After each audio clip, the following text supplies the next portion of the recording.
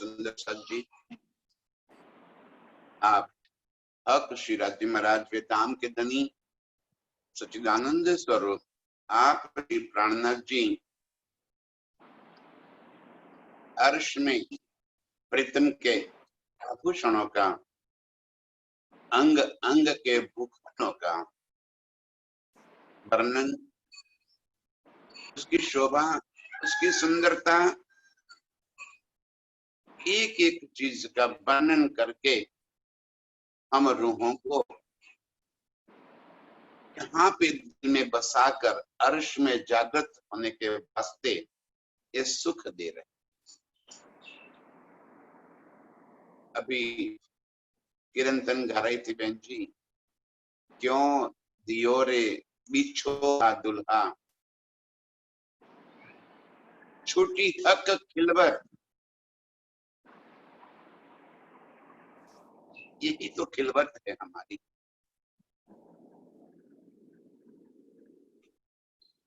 ये बिछोहा मिल गया, खेल में आ गए जुदागी, और जुदागी की वजह से आज ये सुख याद कराने के बावजूद भी हमें याद नहीं आ रहे। ऐसा बिछोहा जुदागी हमें दे दी यहाँ पे, एक हक खिलवत छूट गई हमसे। ये सारी स्मृतियां दिल से निकल गई। बाकी रात दिन जिन सुख में रहने वाली हम रूहें कैसे दिल से उन सुखों को भूल जाए, कैसे वो दिल से निकल जाए हमारे। यही तो हमारा खुराक है। अर्श में मोमिनों का यही ताम, रात दिन देखे, रात दिन अपने प्रीतम को देखती रहती है। प्रीतम के अंग अंग से जुड़ी रहने वाली, एक एक आभूषणों को बारीकाई से निरख कर उसका सुख लेने वाली, और ये भूखन भी मेरे प्रीतम के इस वास्ते मेरे प्रीतम ने धारण कर रखे हैं ताकि हम रूहों को उसका सुख मिले, आनंद मिले।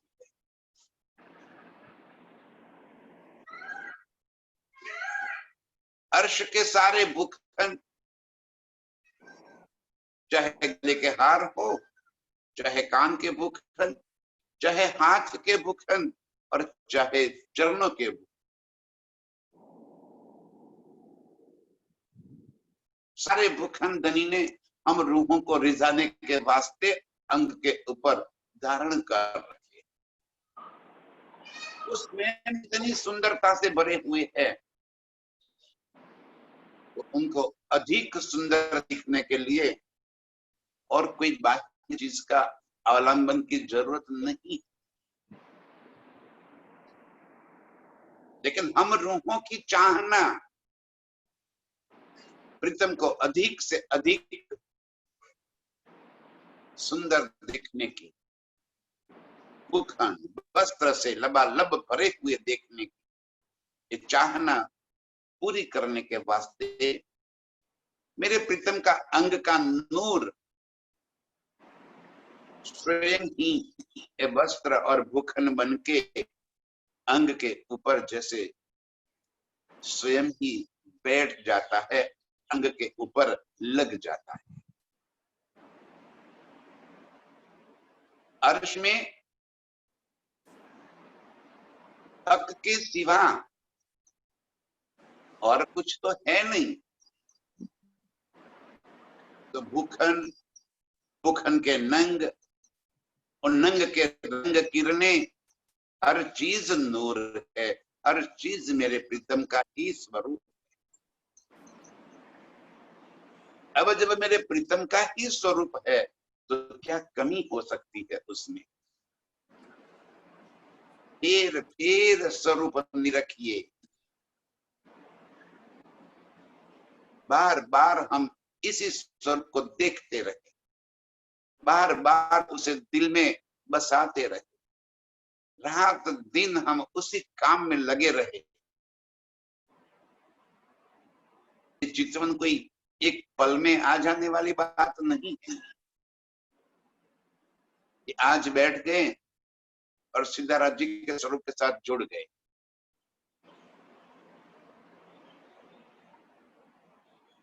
दिल में यही बात जब तक दिन रात नहीं बैठी रहेगी, जब तक वो देखने की चाहना, तड़प हमारी इतनी अधिक हो जाएगी, और तब जाके तो ये सुख मिलेगा।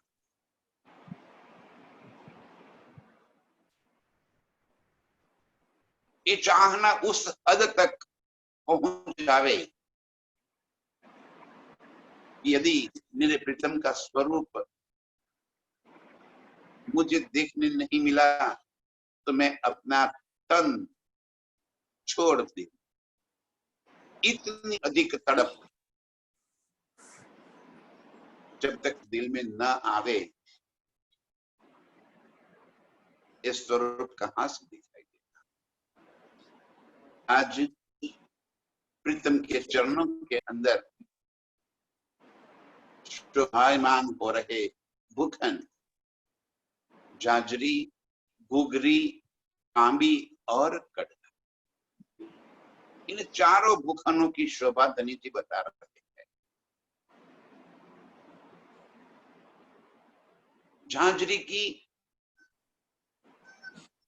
अनंत नंगों से जड़ी हुई पतली और उसके नीचे लगे हुए सुंदर घुंघरी, घुंघरी के नाके और नाके के ऊपर के बेल पत्ते फूल की नकशकारी, और घुंघरी का जब मधुर रनकार हम रूहों के कानों तक पहुंच जाता है, जैसे कान में मधुर घंटियां बजती। ये सुख हम बार बार चाहते हैं, और कामी की तो शोभा ही क्या करे। हजारों कड़ियों को एक दूसरे के साथ जोड़कर एक जंजीर जैसे बनी, और उस जंजीर प्रीतम के पैरों के अंदर ऐसे सुधार है। एक एक कड़ी इतनी बारीक है, और उस बारीक कड़ी के ऊपर भी इतनी बारीक नक्शकारी, कई प्रकार के चित्र, बेल, बुट्टे, पत्ते, फूल, और उनके अंदर फल, कई प्रकार के पशु पंछी, बन के पेड़। आहा, कामी की एक एक कड़ी की शोभा, एक एक कड़ी के अंदर के नंग, यदि एक कड़ी की शोभा भी दिल में बस जाए, आत्म टुक टुक। कामी और कड़ले धनी जी कह रहे कि इतने भारी होने के बावजूद प्रीतम के चरणों को न तो बोझ लगता है, न कहीं चुभते हैं। इतने नरम, मुलायम, कोमल, चेतन, सुगंधित, तेजोमय, मधुर आवाज से जैसे गाते हुए ये चारों भूखन प्रीतम के चरणों में अपार शोभा, अपार सुंदरता लिए वहीं पे लगे।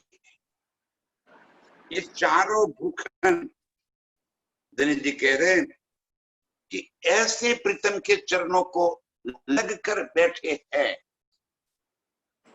कि चारों को अलग करना भी मुश्किल, और फिर भी सभी की शोभा अलग अलग है।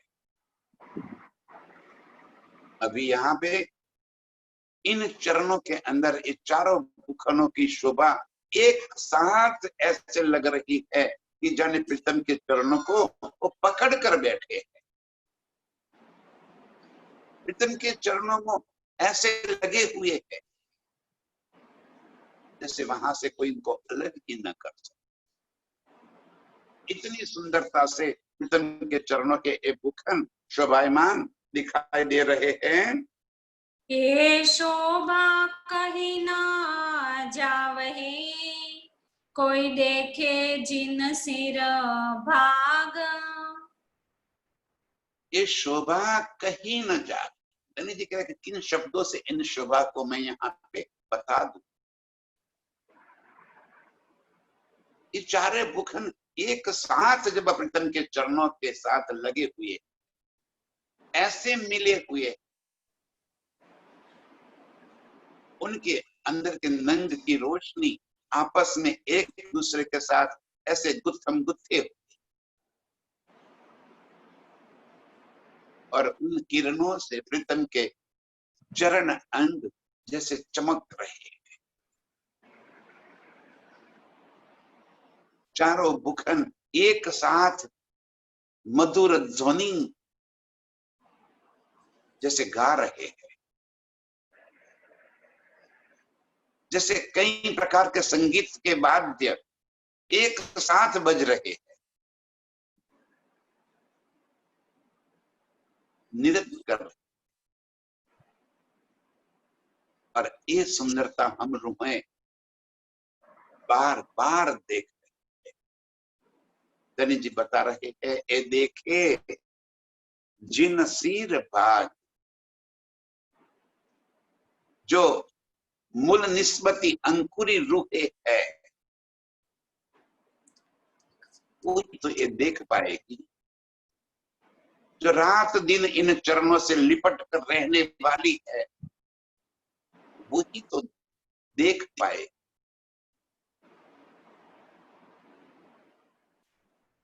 जो रूहे अर्श की नूर और प्रीतम के चरणों को एक पल के लिए भी अपने दिल से अलग नहीं करती, वो रूहों के भाग में है कि चारों मुखनों की शोभा, इसकी बारीकाई, उसकी सुंदरता, इन मुखों के निकलते हुए मधुर रणकार को सुनने का भाग्य हम आशिक रूहों के सिवा और कौन हो सकता है, और कौन ये सुख ले सकता है। सिर्फ और सिर्फ हम आशिक रूहों के वास्ते धनी जी कह रहे हैं कि ये सुख उनके नसीब में है। स्वरूप पुतलिया मोतियों है ऊपर हर जंजीरा। कामी की इतनी कड़ियां, और इन कड़ियों के ऊपर एक एक जो जंजीर बनी हुई है, वहीं पे हर मोड़ पे मोतियों के अंदर जैसे पुतलियां बनी हुई, और पुतलियां भी कैसी चेतन, वो पुतलियां भी नृत्य कर रही है, वो पुतलियां वहीं पे गा रही। ऐसे उस कामी के ऊपर वो पुतलियां चिपक कर बैठी हुई है,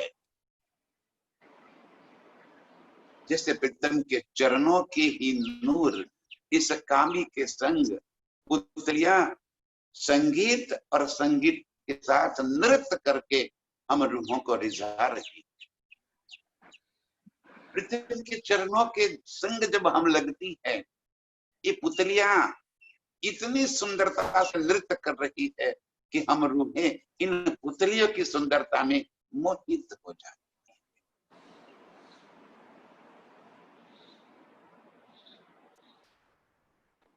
कांबी की कड़ियों के अंदर लगे हुए बेल पत्ते के फल फूल, वो तो हम देखते हैं, तोड़ भी सकते हैं। अब यहाँ पे पुतलियां नृत्य करके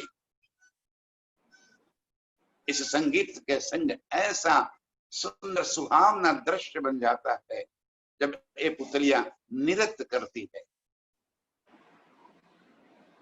और ये सुंदरता हम रूहें देख रही हैं। शोभित सन्मुखा चेतना, क्यों कहूँ इन मुख नीरा। कैसे बताऊं यहाँ के इन मुख से उसकी सुंदरता, उन पुतलियों की पारदर्शिता, उन पुतलियों की चेतनता।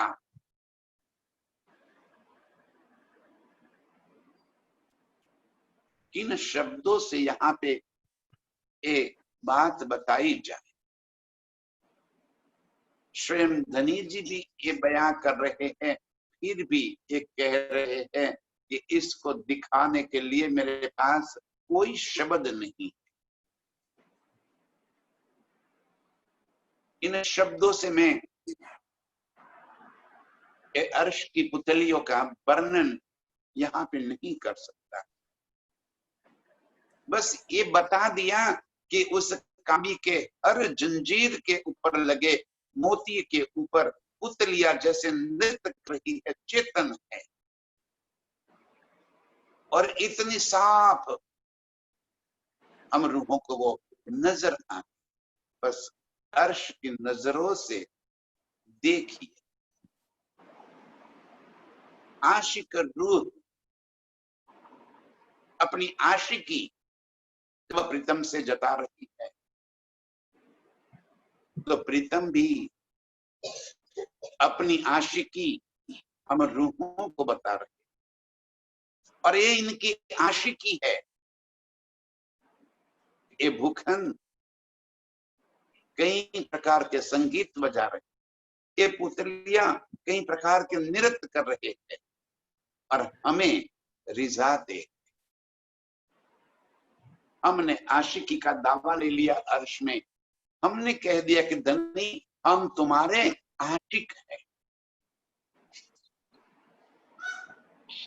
हम बहुत प्यार करते हैं आपको, हम आपको रिझाते हैं। अब धनी जी यही बात यहाँ खेल में आकर हमें ये बता रहे हैं कि देखो कौन किसको रिझा रहा है।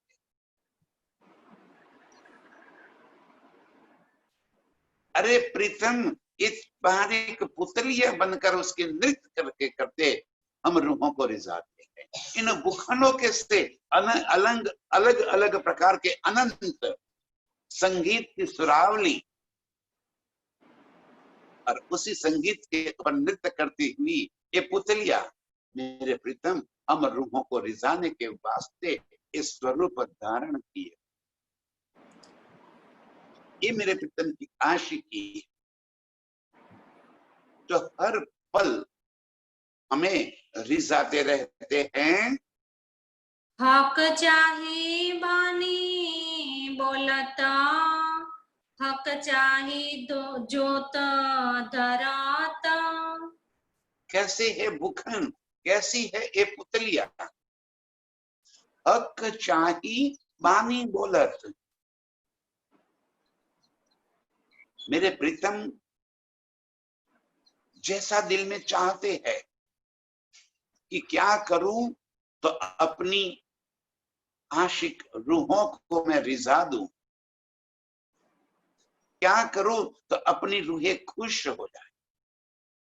और इस वास्ते ये भूखन और ये पुतलियां हक चाही बानी बोलत, जैसे प्रीतम चाहते हैं वैसे ही ये पुतलियां बोलती है, नृत्य करती है, गाती है, कई प्रकार से हम रूहों को रिझाती है। हक चाही पानी बोलत, हक चाही जोत दरत, एक एक नंग जैसे मेरे प्रीतम चाहते हैं उसी तरह का उसके अंदर से ज्योत निकलती है और उसी किरणों की वजह से ये पुतलियां भी उसी रंग की शोभायमान हो जाती है। जैसे प्रीतम ने चाहा कि कामी के अंदर जड़े हुए सारे नंग लाल रंग की ज्योत धारण कर ले, तब पुतलियां भी अत्यंत लालिमा से भरी हुई नृत्य करती नजर आती।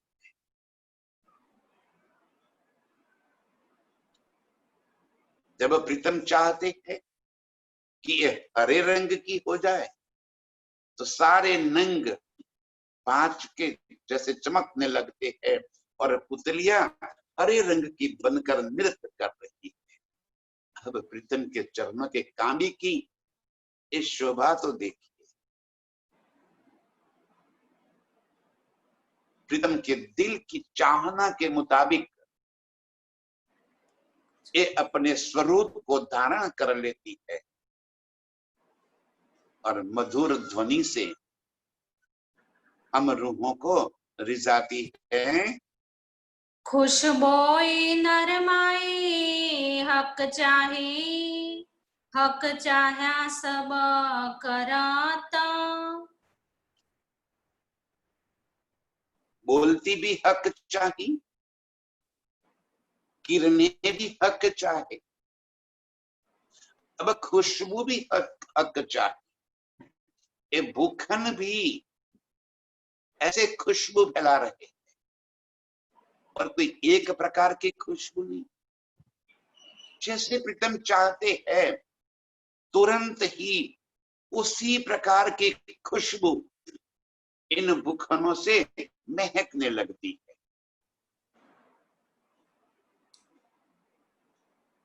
यहाँ तो 10, 15, 25 जात की खुशबुएं रहती, अर्श में अपरंपार प्रकार की खुशबू महकती है। जब नहीं चाहते हैं कि हमें गुलाब की खुशबू मिले, तो उसी पल सारे भूखन, पुतलियां, नंग सभी के अंदर से जैसे गुलाब का इत्र छिटक दिया हो, इस गुलाब की सुगंध में सारा नजारा उसी इत्र के खुशबू में से जैसे भर जाता। जब प्रीतम और कोई खुशबू चाहते हैं, और खुशबू से हम ऐसे नासिका में वो खुशबू भर जाती है। अब इन भूखनों को जरा तोलिए अपने दिल के माफक कि कैसे मेरे प्रीतम के इन भूखनों की शोभा, कितनी सुंदरता बनी हुई। पुतलियां नृत्य कर रही है, मन चाही सुगंध आ रही है, सुंदर संगीत बज रहा है और प्रकाश की किरणें भी, हक चाही किरणें भी वहां से निकल रही है। हर कार्य, हर चीज जैसे प्रीतम चाहते हैं, वैसे वो भूखन के अंदर से तुरंत ही उसी प्रकार की शोभा, सुगंध, नरमाई, कोमलता, तेज आ।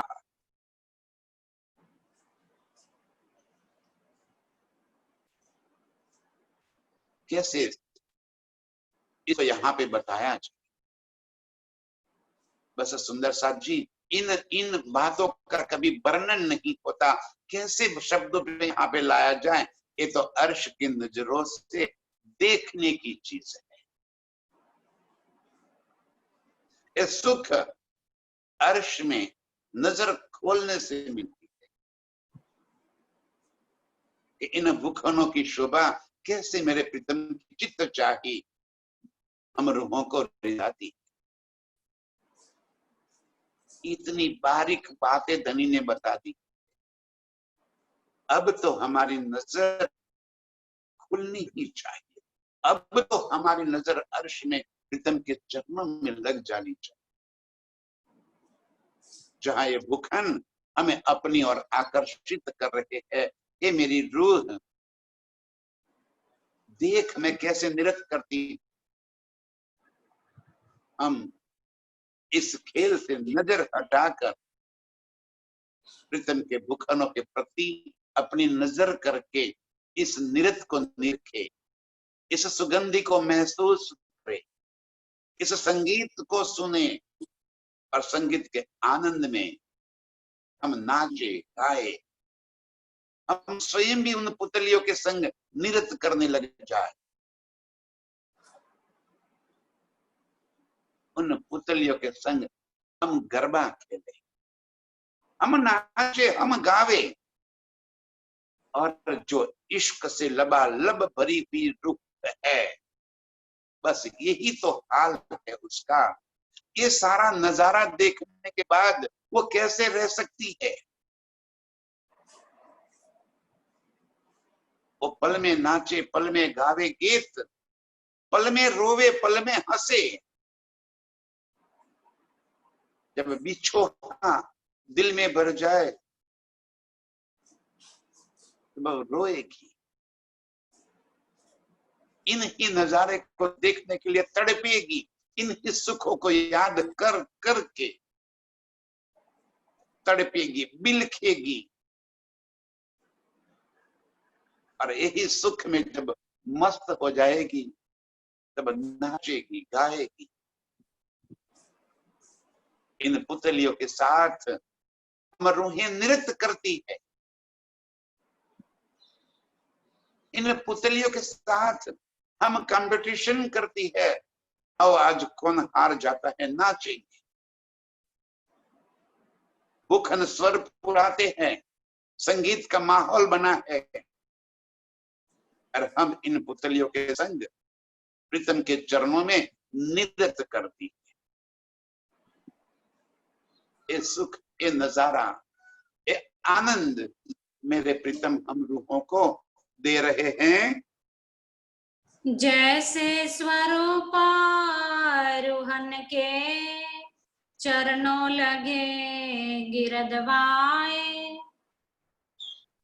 जैसे स्वरूप रूहन के, हम रूहों के स्वरूप जैसे प्रीतम के चरणों को पकड़कर बैठे हैं, जैसे हम रूहें प्रीतम के चरणों से कभी अलग ही नहीं होती,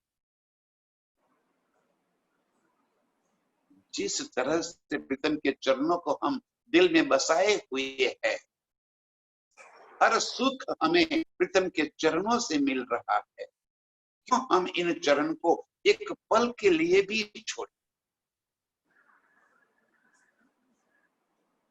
ये चरण ही हमारा अर्श, ये चरण ही हमारा दिल, ये चरण ही मेरे जीव के जीवन है। ये लाख तली लाल एड़िया, यही मेरा सुख विलास है। इन चरणों से मैं एक पल के लिए भी अलग नहीं हो पाती। ऐसी जैसी हम रूहें इन चरणों को घेरते हुए इन चरणों के संग अपने आप को वहीं पे जुड़े रखते हैं, त्यों पुतलियां मोतिन की कदमों रही लपटाए। बस इसी तरह ये मोतियों की पुतलियां भी तो कांबी के ऊपर लगी हुई है, वो पुतलियां प्रीतम के चरणों से लिपटी हुई। जैसे हम रूहें प्रीतम के चरणों से अलग नहीं होती, इसी तरह ये पुतलियां भी प्रीतम के चरणों से कभी अलग नहीं होती। ये पुतलियां बस नृत्य करती रहती है, तो हम रूहें भी उनके साथ नृत्य करती है। ये पुतलियां गाती है तो हम रूहें भी उनके संग संग गाने लग जाती है।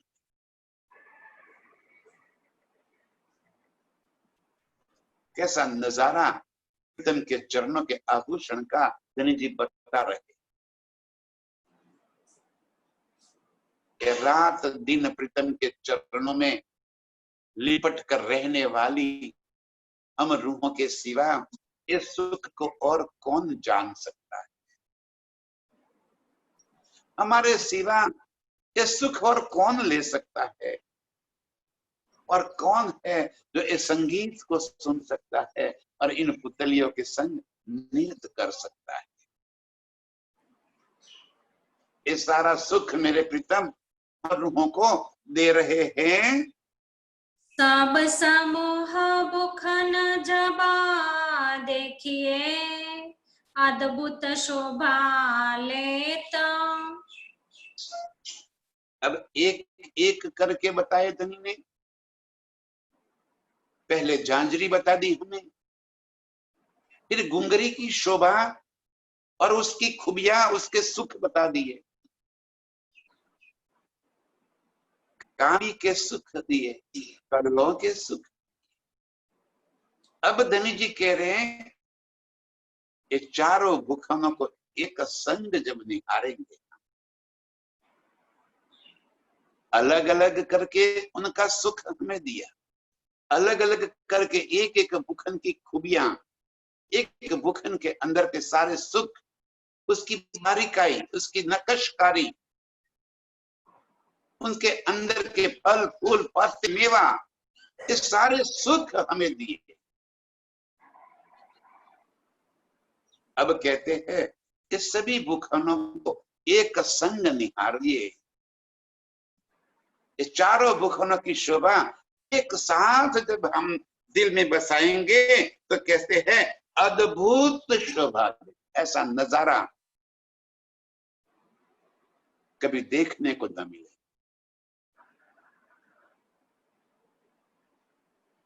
झांझरी भी इतनी खूबसूरत बनी है और घुंघरी तो जैसे उसके ऊपर पल पल घम घम घम घम करके ऐसे संगीत के स्वर बिछा रही है।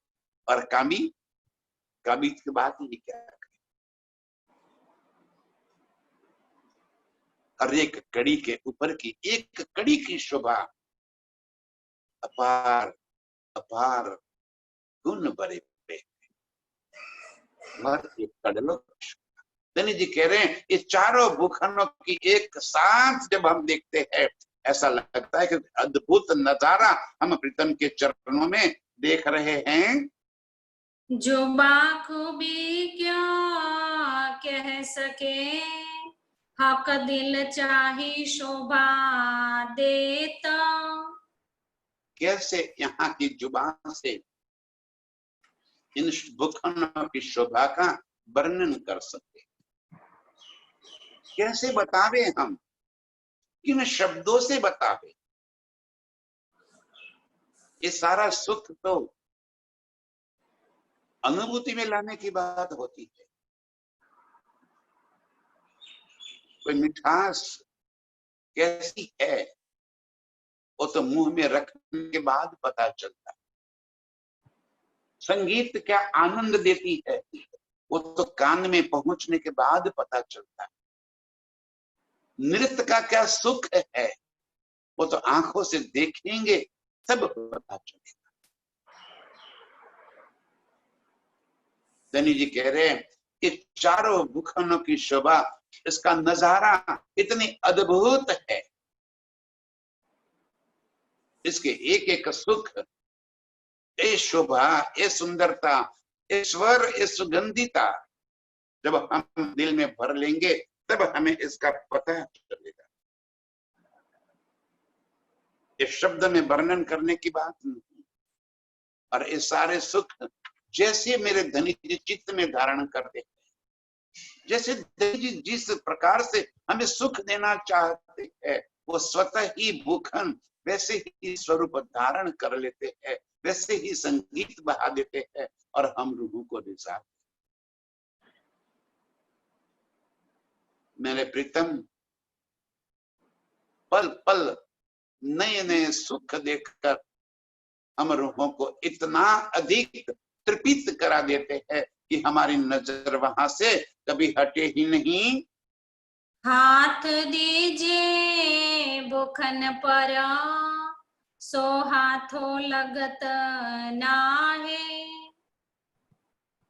इतने सुंदर भूखन, इतने भारी भरकम भूखन, और ऊपर से इन नृत्य करती पुतलियां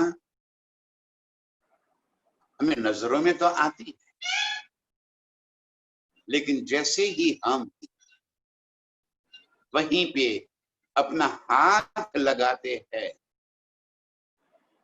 तो न भूखन है, न पुतलियां हैं, न और कुछ है। वो हाथ लगाने की चीज नहीं है, और फिर भी सारी की सारी शोभा है। कैसे बतावे? प्रीतम के अंग के ऊपर के सारे भूखन, पाग, कलंगी, दुगदुगी, गले के हार, हाथ के बुखन, पैरों के बुखन, अरे जामा, इजार, पटुका, ये सारा सुख प्रीतम हमें दे रहे। लेकिन कहीं भी यदि हमारा जब हाथ लगाकर हम उसको देखना चाहती है, तो प्रीतम के अंग के सिवा और कुछ है ही नहीं। दूसरा कोई होवे तब तो हाथ लगे हमें। प्रीतम के सिवा, अरे बाह्य दत्त है, स्वलीला अद्वैत है, मेरे प्रीतम की ही स्वरूप, मेरे प्रीतम के ही अंग का नूर पूरे अर्श में लगा। हर सुख चित्त चाह्या रूपे पाती है। लेकिन जब हम वहीं पे हाथ लगाते हैं तो न भूखन है, न वस्त्र है, न और कोई चीज है, और फिर भी ये सारा सुख हम रूहों को मिल रहा है। ये वाहिदत है, ये ही मेरे प्रीतम का अंग का नूर है। हम रूहें भी वाहिदत का स्वरूप और भूखन भी वाहिदत का स्वरूप। हम भी प्रीतम के अंग का नूर, भूखन भी प्रीतम के अंग का नूर, सारा अर्श प्रीतम के अंग का नूर। प्रीतम का चित्त चाहा स्वरूप धारण करके पूरा अर्श का नजारा हमें नजरों में तो आता है। देखते हैं, सुख लेते हैं, इन सुख में रात दिन जिलते हैं। दलित जी कह रहे कि भूखन ऐसे चेतन, ऐसे सुंदर है कि सुहाते हैं तो प्रीतम के अंग के ऊपर जब हाथ लगाते हैं तो कुछ भी नहीं। प्रीतम के अंग का नूर ही, उनका स्वतः अंग ही ये भूखन धारण करके खड़ा है, शोभा दे रहे हैं कि ये भूखन है। जैसे हम हमारे बॉडी के ऊपर, हमारे तन के ऊपर किसी प्रकार की पेंटिंग करा देते, तो पेंटिंग के अंदर कोई पुतलिया बनी है, कुछ चित्रकारी कर रखी है, तो नजर में तो आएगी कि चित्रकारी है। लेकिन हाथ लगाएंगे तो फिर तन ही तो नजर आएगा, तन ही स्पर्श होगा, कोई और चीज है ही नहीं। पहने हमेशा देखिए, ऐसे कई गुण है इनामा है। हमेशा पहने हुए तो दिखाई देते हैं।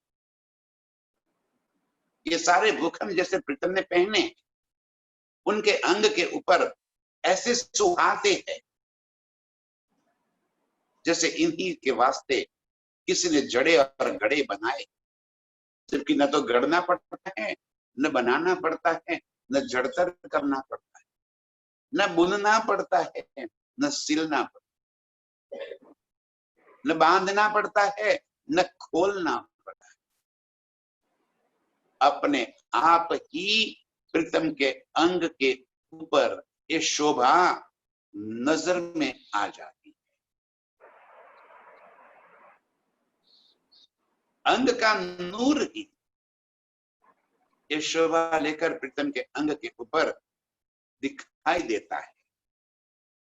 पहने हमेशा देखिए, जब भी हम प्रीतम के तरफ नजर करते हैं, ये सारे भूखन, सारे वस्त्र पहने हुए हमें दिखाई देते हैं। लेकिन हाथ लगाएंगे तो कुछ भी नहीं। कई अपार गुण है इन भूखनों के अंदर। अर्श की हर चीज चेतन है, और इस वास्ते भूखन भी चेतन बनकर जाते हैं। लेकिन हाथ लगाएंगे तो कुछ भी नहीं है। अर्श तन हाथ अर्श तने एक दूजे परस होए। देखो धनी जी, बात कैसे होती है ये बता रहे हैं, हमें समझा रहे हैं। अर्श तन हाथ अर्श तन, अर्श के हमारे तन के हाथ अर्श के तन के साथ एक दूसरे को मिल सकते हैं, मिला सकते हैं। हम प्रीतम के अंग से लपेट सकते हैं, लपट सकते हैं। प्रीतम के बाहुपाश में हम छिप सकते हैं, प्रीतम को अपने बाहुपाश में भर सकते हैं। अंग से अंग हम मिलाकर अंग का सुख ले सकते हैं। ध्यान से ये चौपाई इस सारी बातों का मायना करके सहूर कर रहे हैं हमें कि ये आभूषण भूषण वस्त्र ये शोभा है अंग की, और इन शोभा को हम हाथ लगाएंगे तो कुछ भी नजर में नहीं आएगा। लेकिन कहते हैं कि अर्श के तन को मिल सकते हैं, अर्श के हाथों से अर्श के तन को हम स्पर्श सकते हैं, एक दूसरे के साथ जुड़ सकते हैं। लेकिन आगे क्या होता है? हाथ वस्त्र या बुखना दूजा अर्श तने लगे न कोई। हाथ बस्तर या बुखन,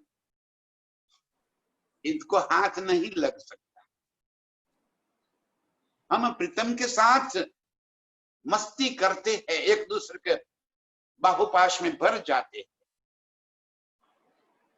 लेकिन वस्त्र और आभूषण है ही नहीं, तो उसको हाथ कहां से लगेंगे? तो चित्त चाही शोभा धारण हो जाती है, दिखाई देते हैं, उसका कोई वास्तविक स्वरूप नहीं है कि उसको हम हाथ लगा के देख सके। दूजा अर्श तने लगे न कोई, अर्श के तन को और कोई भी चीज लग नहीं सकती, न वस्त्र लग सकते हैं न बुखन लग सकते हैं। वो नूर है, नूर को और कोई चीज उनके साथ लग नहीं सकती, उसको और कोई चीज लगाने की आवश्यकता भी नहीं। बस चित्त चाह्या सुख मिलता है। अर्श तन ही चित्त चाह्या स्वरूप धारण कर लेता है।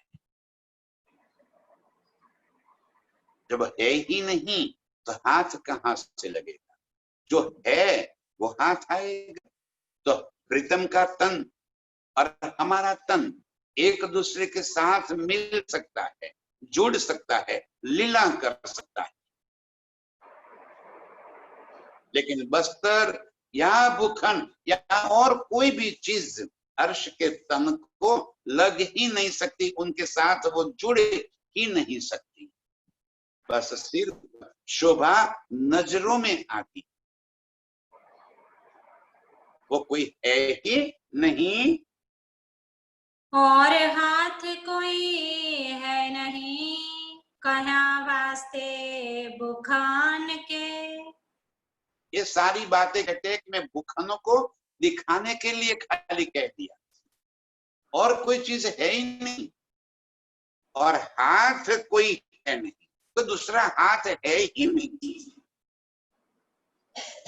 जो ये हाथ लगाकर इन आभूषण कैसे है उसको देख सके, स्पर्श सके, और स्पर्श करके उसको बता सके। ऐसी कोई बात अर्श में है ही नहीं। ये अर्श के बुखनों के वास्ते धनी जी कह रहे हैं कि वो बुखनों का स्वरूप नहीं है, हम रूहों का स्वरूप तो है। हम और प्रीतम एक दूसरे के साथ लिपट सकते हैं, लिपट जाते हैं और सारा सुख लेते हैं। बुखनों के बारे में कहते हैं, कह रहा हूं कि वो कभी हमारे अर्श के तन को लग ही नहीं सकते। और वस्त्र ना कछु बुखना जो इतनी मुना लगे। ना वस्त्र ना भूखन। यहाँ के जो नमूने बता रहे हैं, धनी जी कह रहे कि मैं ये सारी बातें यहाँ के नमूना लेकर अर्श में बता रहा हूँ। जैसे यहाँ पे हम वस्त्र पहनते हैं तो अर्श में वस्त्र ऐसे है बता दिए, यहाँ भूखन है तो भूखनों की बात कह दी। अर्श में वैसे वस्त्र यहाँ भूखन प्रीतम के अंग के साथ छू भी नहीं सकते, है भी नहीं, आवश्यकता भी नहीं। लेकिन हम रूहे प्रीतम को वस्त्र और भूखन में देखना चाहते, दिखाई देते हैं। हम खुली छाती की शोभा भी प्रीतम ने दिखा दी, बिना वस्त्र बिना भूखन के भी प्रीतम का स्वरूप हम देखते हैं, महसूस करते हैं, आनंद लेते हैं। आवश्यकता नहीं है भी नहीं, यहाँ का नमूना कह दिया। और हम नमूने को यदि सच मानकर प्रीतम के अंग के ऊपर किसी स्थूल जड़ भूखन को देखना चाहे, वस्त्र को देखना चाहेंगे तो वहां पे वैसा कोई चीज है ही नहीं। ये रात दिन जो हमें अर्श के भूखन के नंग और वस्त्रों की शोभा जो गिनने में हम लगे हैं, जो गिनाने में लगे हैं, धनी जी कह रहे वो सिर्फ मैंने यहाँ का नमूना देकर आपके दिल में वो बात कहना चाहता हूं। आप उस नमूने के पर मत जाइए, वैसा कोई चीज अर्श में है ही नहीं। रूहें जैसा देखना चाहती है वैसा ही स्वरूप, वैसी ही शोभा मेरे प्रीतम के अंगों के ऊपर अपने आप नजर आती है। हम उनके साथ नजारे का, देखने का, आनंद लेने का, हाँ वो ही भूखन नृत्य भी करेंगे, संगीत भी सुनाएंगे। लेकिन जब हम हाथ लगाएंगे तो वहीं पे कुछ भी दिखाई नहीं देगा। है एक हमेशा वाहिदत दूजा जरा न काहो कीत। अर्श में एक वाहिदत के सिवा और कुछ है ही नहीं। और वाहिदत क्या है? मेरे प्रीतम का दिल। एक दिल जो अर्श के अंदर लीला कर रहा है। मेरे प्रीतम के दिल के अंदर जो सुख उमड़ उमड़ कर आ रहा है वो ही वहां पे स्वरूप धारण कर लेता है। मेरे प्रीतम का चित्त चाहा स्वरूप वहीं पे दिखाई देने लग जाता है। एक वाहिदत के सिवा और कुछ नहीं है। मेरे प्रीतम का दिल ही वहीं पे लीला कर रहा है और हम रूहें भी प्रीतम के दिल का ही तो स्वरूप है। इसलिए तो निस्बती है। वाहिदत ये है हमारी कि हम प्रीतम के वाहिदत के स्वरूप है। स्वलीला अद्वैत को समझ लेना। और मैं बार बार ये 5 शब्दों को समझाने के लिए कह रहा हूं। मारिफत, हकीकत, वाहिदत, खिलवत और निस्बत। इन 5 शब्दों की शुद्ध आ गई तो अर्श की सारी शुद्ध हमारे दिल में पहुंच जाएगी। एक मेरे प्रीतम के सिवा अर्श में और कुछ है ही नहीं। वो मारिफत उनके ही दिल का, उनके दिल के तरंग, उनके दिल की चाहनाएं, उनके दिल के भाव प्रकट स्वरूप करके जो लीला करते हैं वो हकीकत।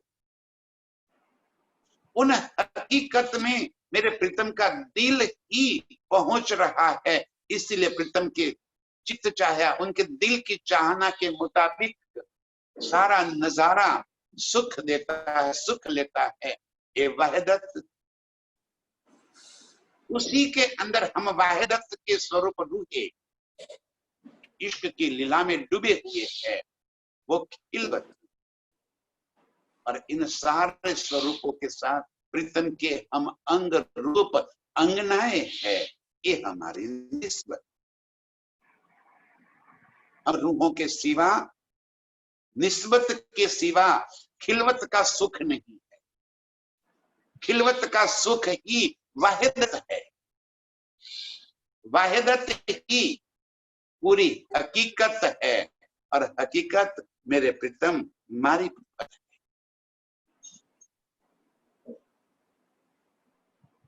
वो अलग अलग है ही नहीं, एक रूप स्वलीला अद्वैत, मेरे प्रीतम की ही दिल की लीला, इसीलिए पूरा वाहिदत है।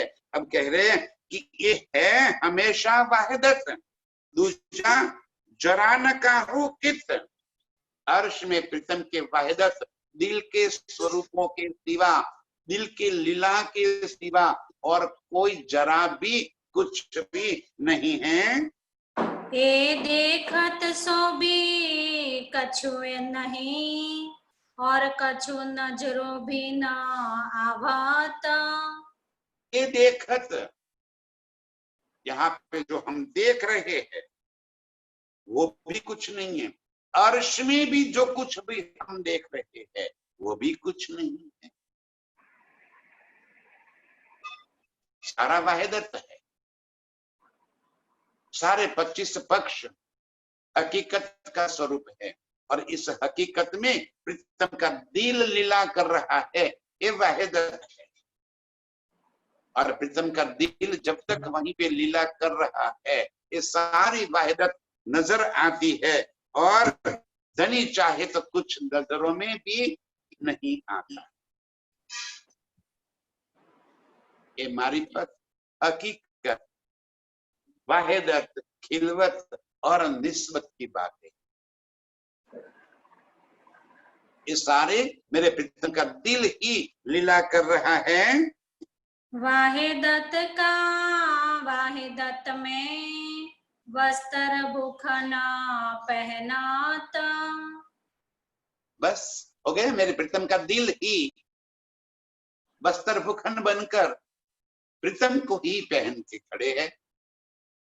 प्रीतम ही अपने अंग का नूर, जो वाहिदत है, वो ही नूर वस्त्र स्वरूप में प्रीतम के अंग के ऊपर नजरों में आ रहा है, दिखाई दे रहा है।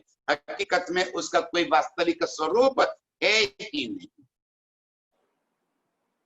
ये सारी बातें धनी जी हमें यही कहना चाहते हैं कि ये सारा नजारा, ये सारे सुख हम रूहों के वास्ते, हम आशिक रूहों के वास्ते मेरे प्रीतम ने अपने नूर को धारण करके खड़ा है। एक एक अर्श का सुख, अर्श का एक एक नजारा हम रूहों को खिलवत का सुख देने के वास्ते मेरे प्रीतम का दिल ही लीला कर रहा है, क्योंकि वो हमें इश्क का सुख देना चाहते हैं। यही तो खिलवत है हमारी। और इश्क के सुख देने के वास्ते अर्श के सारा नजारा है, वो होने के बावजूद भी कुछ भी नहीं है, क्योंकि प्रीतम का ही नूर वहीं पे लीला कर रहा है। ये नूर है इन अंग का, ये शून्य जो ना सत। ए शून्य ना सत। यहाँ पे जैसे सारी चीज नाशवान है, बनती और मिटती है, अर्श में वो बनना मिटना नहीं है, वहीं पे पैदा होना और खत्म होना नहीं। प्रीतम के अंग का नूर ही नए नए स्वरूप, वो ही स्वरूप नए नए रूप धारण कर लेकर वहीं पे दिखाई पड़ता है। और फिर भी कुछ नहीं है, और कुछ न होते हुए भी सब कुछ है, क्योंकि अर्श में एक प्रीतम के सिवा और कुछ नहीं है। एक शब्दों के कैसे यहाँ पे समझाया जाए।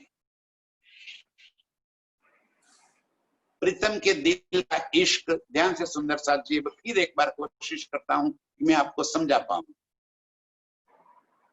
प्रीतम के दिल का इश्क, वो जब हकीकत की लीला में आ गया, तब हम रूहें श्यामा जी इश्क का स्वरूप बनकर प्रीतम के साथ लीला में आ गए। उनके अंग का नूर श्यामा जी है, उनके ही अंग का नूर हम रूहें है।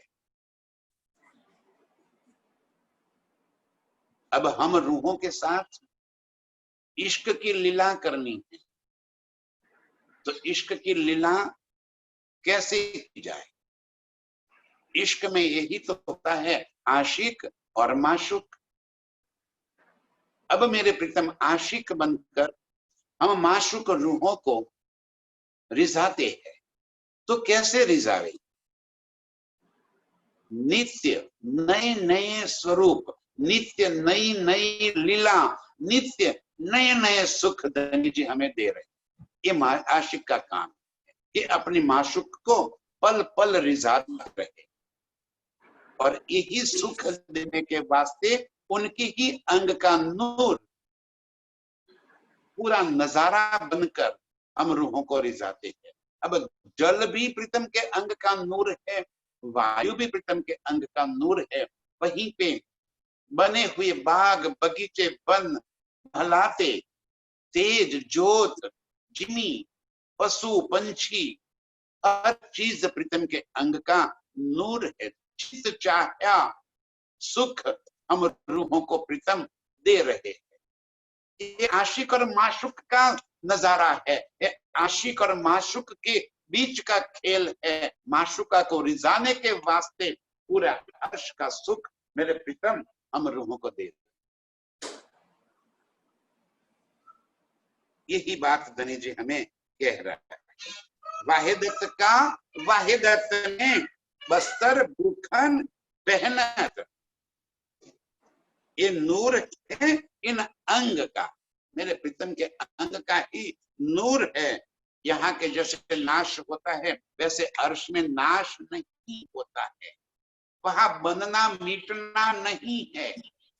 फिर भी वो स्वरूप स्वतः ही ऐसे स्वरूप धारण कर लेता है और नजरों में भी आता है, और फिर भी वैसे स्वरूप की कोई आवश्यकता नहीं होती।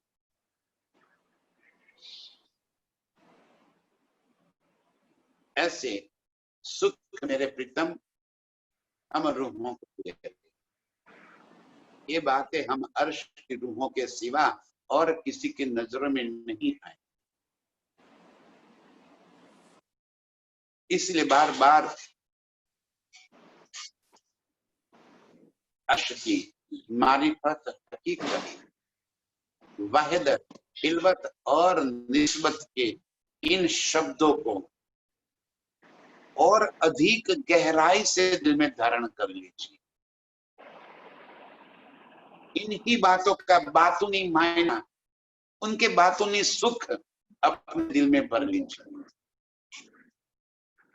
और ये सारा नजारा जब हम दिल में भर लेंगे तब ये बातें हमें समझ में आ जाए कि पूरे अर्श की लीला क्या है, कैसी है, कैसे मेरे प्रीतम हम रूहों को रिझाते हैं, कैसे नए नए सुख हमें देते हैं। बस यही नए नए सुखों में डूबने वाली, दिल में धारण करने वाली, इन्हीं सुखों में रात दिन